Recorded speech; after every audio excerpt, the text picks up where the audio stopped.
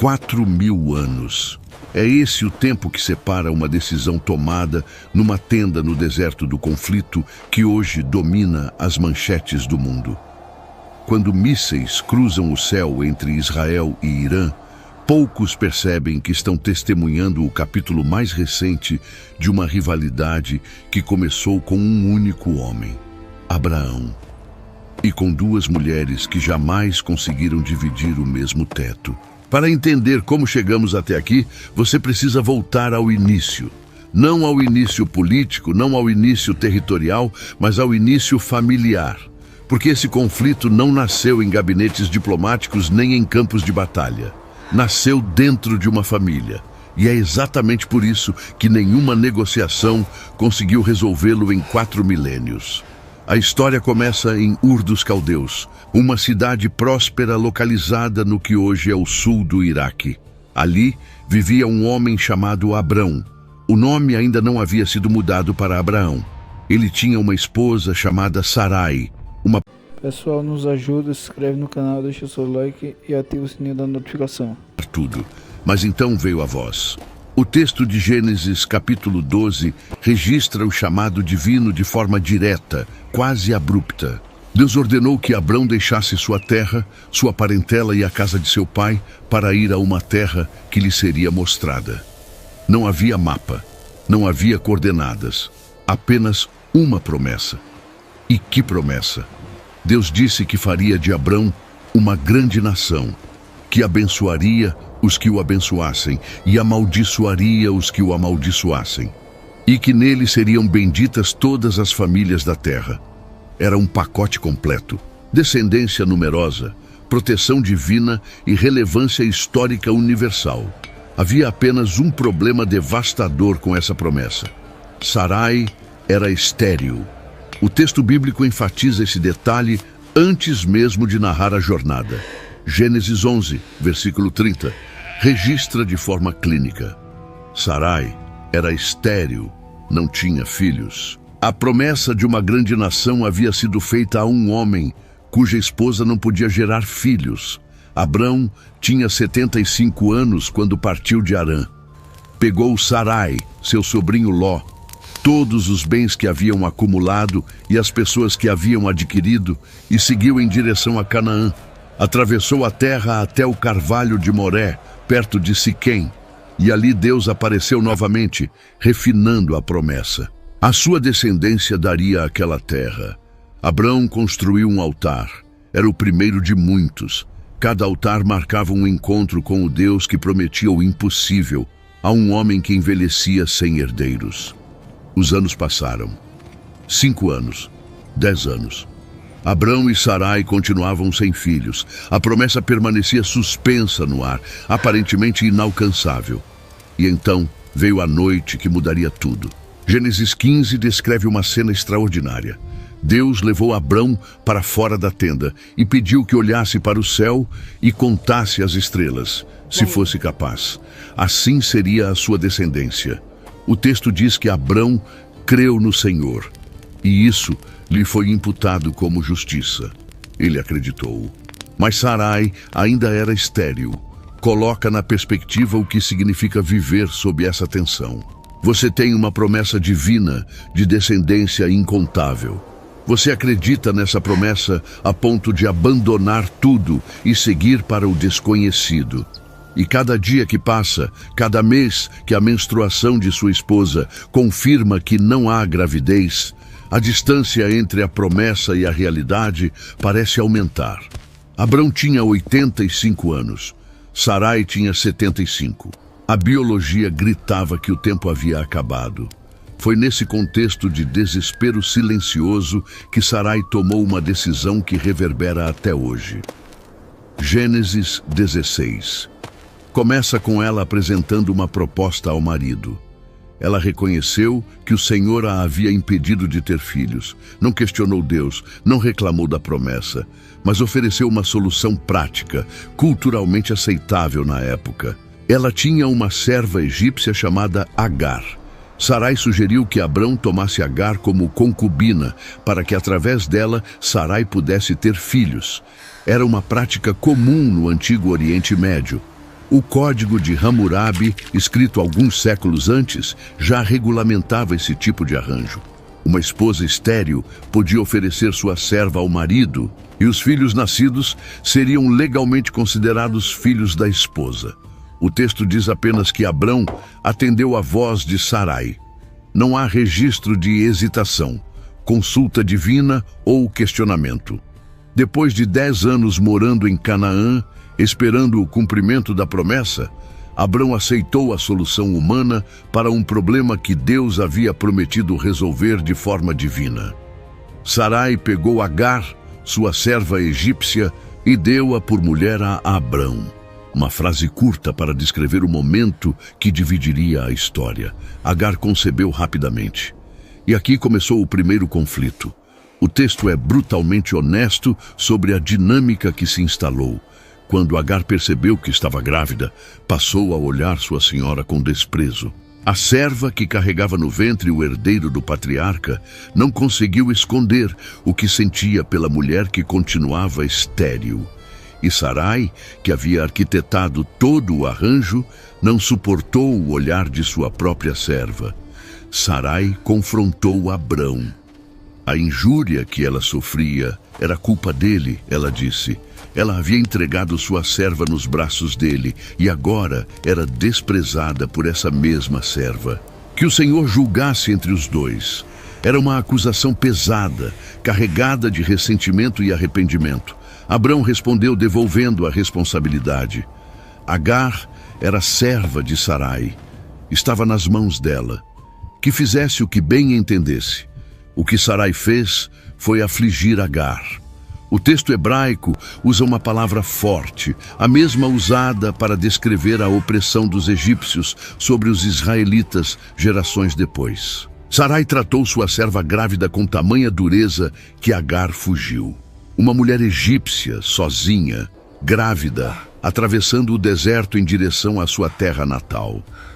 Era praticamente uma sentença de morte. Mas Agar não estava sozinha. O anjo do Senhor a encontrou junto a uma fonte no deserto, no caminho de Sur. E ali aconteceu algo extraordinário. Agar se tornou a primeira pessoa na Bíblia a receber a visita do anjo do Senhor. A primeira a quem Deus enviou um mensageiro celestial, pessoalmente. E ela era uma serva egípcia fugitiva. O anjo perguntou de onde ela vinha e para onde ia. Agar respondeu com honestidade devastadora. Fugia da presença de sua senhora. O anjo então deu uma ordem difícil. Ela deveria voltar e submeter-se à autoridade de Sarai. Mas junto com a ordem veio uma promessa.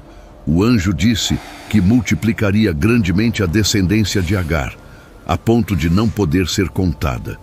O filho que ela carregava deveria se chamar Ismael, porque o Senhor havia ouvido sua aflição. Observa a dimensão dessa promessa. Era quase idêntica à promessa feita a Abrão. Descendência incontável. Multiplicação grandiosa. Deus estava prometendo à serva egípcia algo muito parecido com o que havia prometido ao patriarca hebreu. 2 povos numerosos nasceriam da mesma origem. Mas o anjo acrescentou uma descrição profética sobre Ismael que ecoa através dos milênios.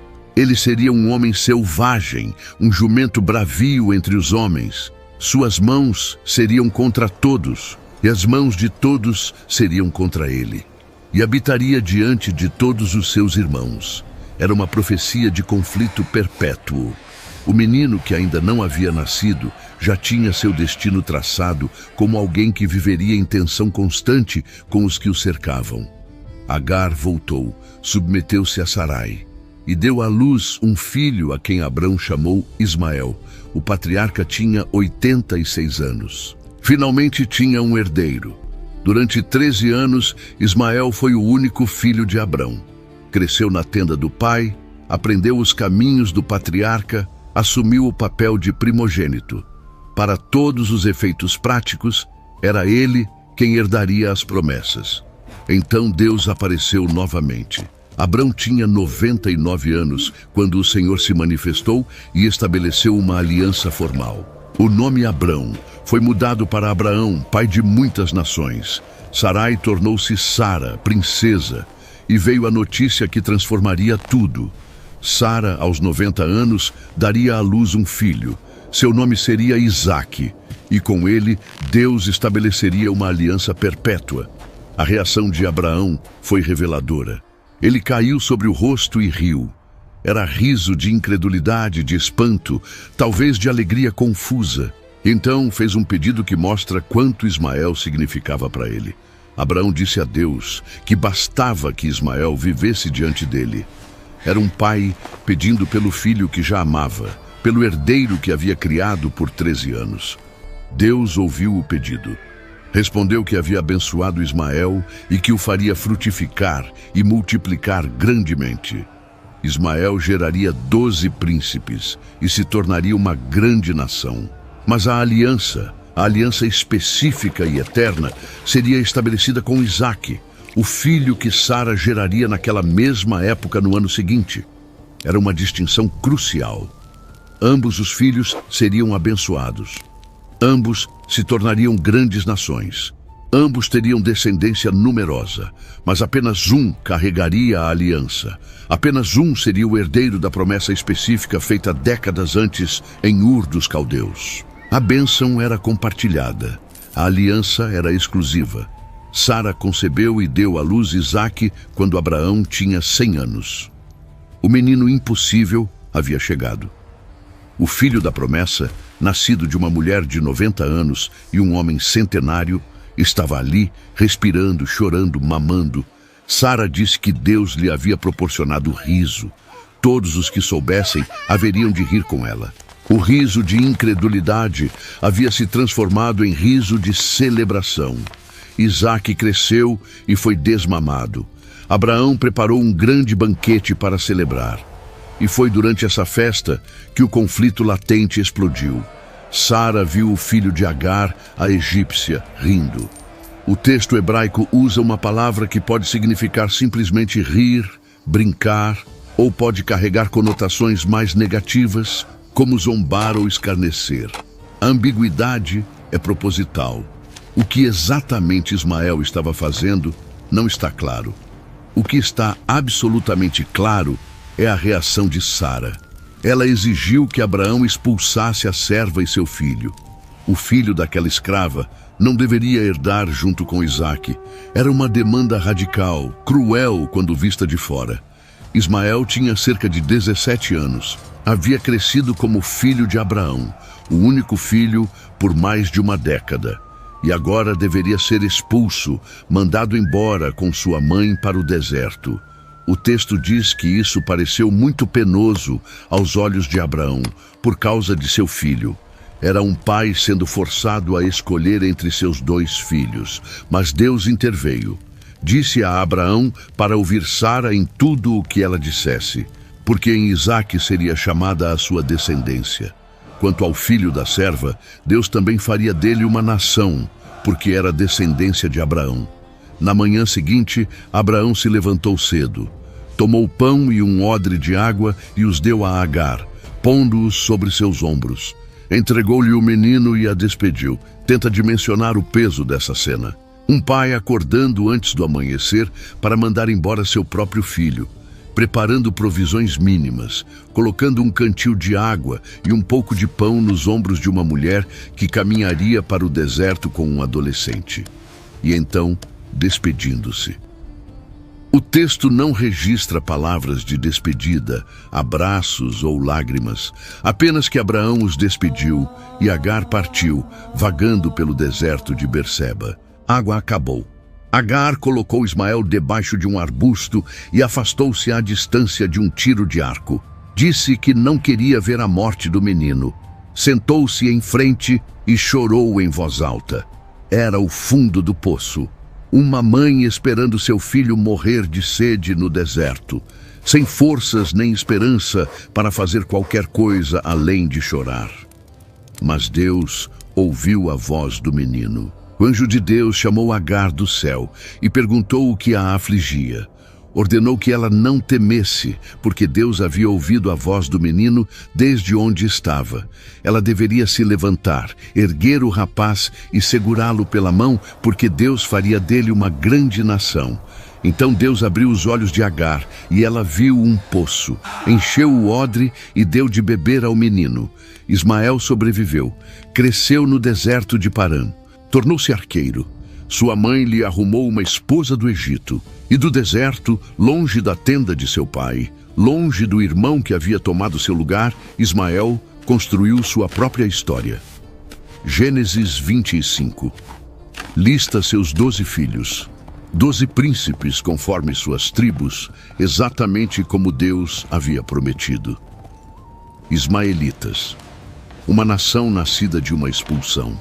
Os descendentes de Ismael se espalharam desde Avilá até Sur, que fica nas proximidades do Egito, na direção da Assíria. Eram povos do deserto, nômades, comerciantes, guerreiros. Com o tempo, misturaram-se com outras tribos árabes e tornaram-se parte do grande mosaico de povos que habitavam a Arábia. A tradição islâmica, surgida mais de 2000 anos depois, identifica Ismael como ancestral de Maomé e dos árabes em geral. É uma conexão que milhões de pessoas sustentam até hoje. Os descendentes de Isaque seguiram outro caminho. Isaque gerou Jacó, e Jacó, depois de uma noite de luta com um ser celestial, recebeu o nome de Israel. Seus 12 filhos se tornaram as 12 tribos de Israel. Escravidão no Egito, êxodo, conquista de Canaã, monarquia, divisão, exílio, retorno. A história dos filhos de Isaque é a história de Israel, o povo e, eventualmente, a nação. Mas onde entra o Irã nessa história? A conexão não é direta como a de Ismael com os árabes. Os persas, ancestrais dos iranianos modernos, não descendem de Ismael segundo os registros bíblicos ou históricos. Os persas eram um povo indo-europeu, etnicamente distinto dos semitas que descendiam de Abraão. Então, como um conflito que começou entre filhos de Abraão se tornou um conflito entre Israel e Irã? A resposta está em camadas de história sobrepostas. Os persas entraram na narrativa bíblica de forma dramática quando Ciro, o Grande, conquistou a Babilônia em 539 antes da Era Comum. Foi Ciro quem permitiu que os judeus exilados retornassem a Jerusalém e reconstruíssem o templo. O livro de Esdras registra o decreto de Ciro em detalhes. Isaías, capítulo 45, chega a chamar Ciro de ungido do Senhor, uma honra extraordinária para um rei pagão.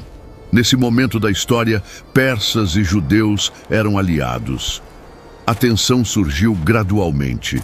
O livro de Ester, ambientado na corte persa durante o reinado de Xerxes, narra uma tentativa de genocídio contra os judeus arquitetada por Amã, um oficial do rei.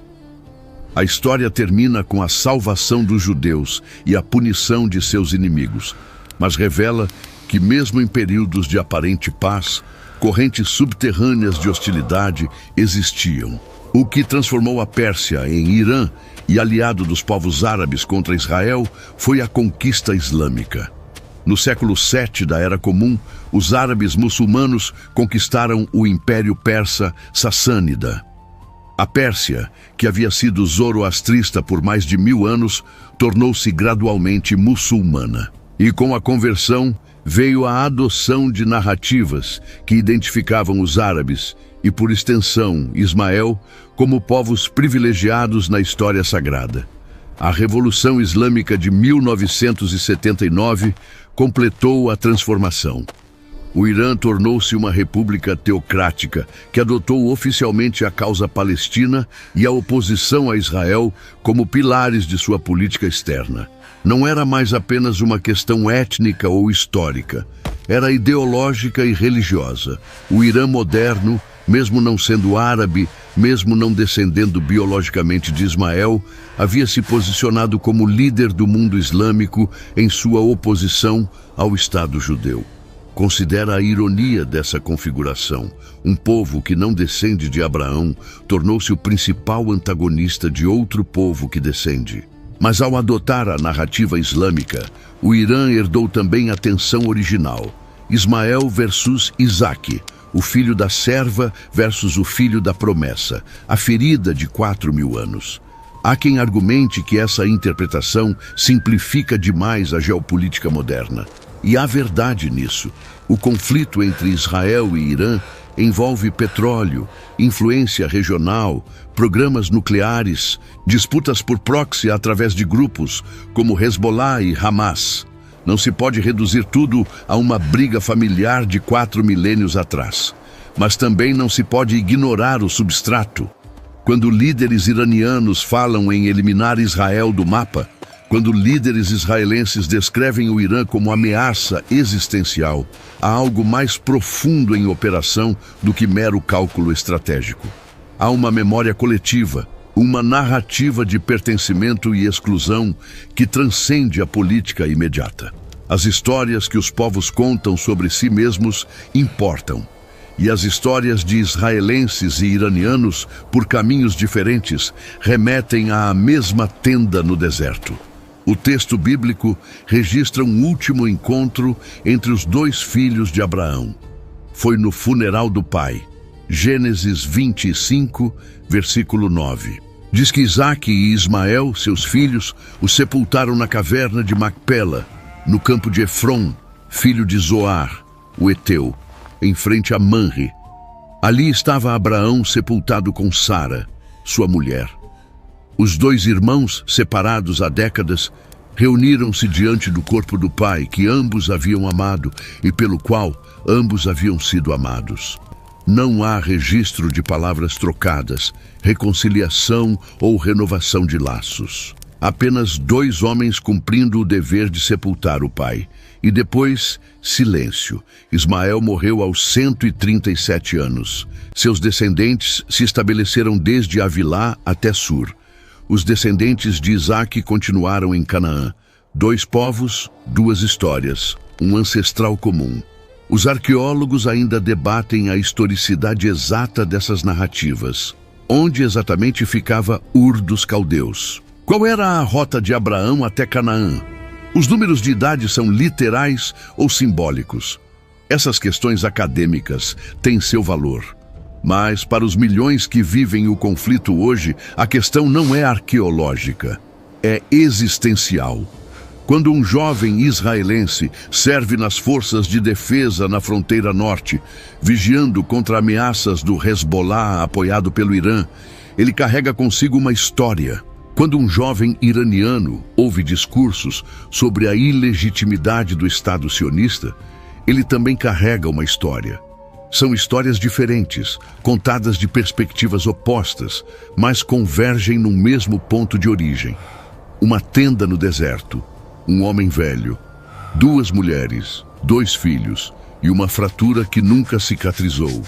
A tragédia dessa história não está na maldade de seus personagens. Sara não era malvada ao oferecer Agar. Era uma mulher desesperada tentando cumprir uma promessa que parecia impossível pelos meios normais.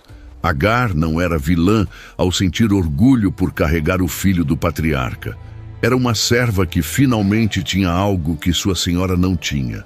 Abraão não era cruel ao aceitar o arranjo ou ao mandar Ismael embora. Era um homem dividido entre dois filhos, obedecendo ao que entendia ser direção divina. Todos estavam tentando fazer o melhor com as circunstâncias que tinham. E ainda assim, o resultado foi catastrófico. 4.000 anos de conflito nasceram não de vilania, mas de humanidade. De impaciência diante das promessas de Deus, de soluções humanas para problemas que pediam espera divina, de ciúme, medo e orgulho ferido. Os ingredientes mais comuns da experiência humana, combinados numa configuração que produziu consequências eternas. E essa, talvez, seja a lição mais perturbadora de toda a narrativa. Grandes catástrofes históricas nem sempre nascem de grandes maldades. Às vezes nascem de pequenas decisões, compreensíveis no momento, que desencadeiam consequências impossíveis de reverter. Uma esposa oferecendo sua serva, um marido aceitando, uma serva olhando com desprezo, uma senhora reagindo com dureza, uma expulsão ao amanhecer, um menino chorando de sede no deserto. Cada passo fazia sentido para quem o dava. Nenhum parecia, no momento, estar criando uma fratura civilizacional. Mas a soma desses passos produziu exatamente isso. Abraão morreu aos 175 anos. O texto diz que partiu em boa velhice, avançado em anos, cheio de dias, mas não diz se morreu em paz. Como poderia? Ele viu os 2 filhos se separarem, viu Agar fugir para o deserto, viu Ismael ser enviado embora com um cantil de água e um pedaço de pão. A história, que começou com uma promessa de bênção para todas as nações, terminou criando uma das maiores fraturas da civilização humana. Não porque Deus falhou, mas porque humanos tentaram acelerar o plano divino com soluções humanas. Hoje, 4.000 anos depois, o mundo ainda lida com as consequências de uma noite em que um homem entrou na tenda da serva de sua esposa. O que parecia resolver um problema criou um conflito que nenhuma guerra conseguiu encerrar e nenhuma paz conseguiu curar.